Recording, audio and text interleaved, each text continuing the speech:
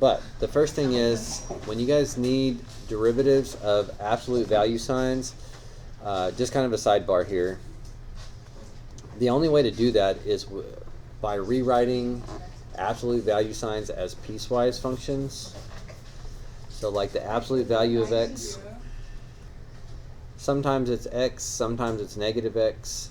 It's x when it's bigger than 0, or like this, and then you could do the derivative of this when that's true and the derivative of this when this is true. But unless you rewrite an absolute value sign as a piecewise function, that's pretty hard to do.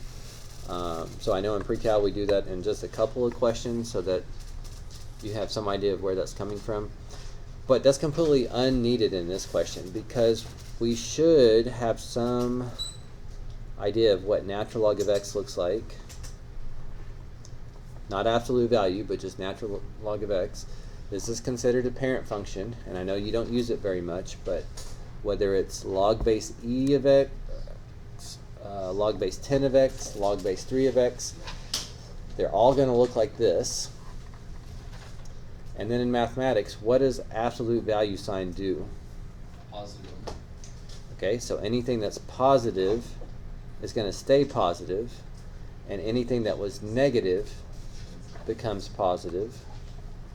But the question wants to know, where would you have an absolute min?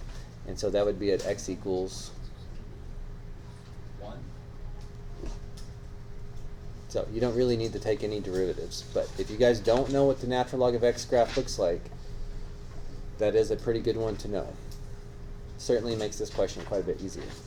There's also a question a couple more down the road here where you can do a very similar trick like this to deal with absolute value signs.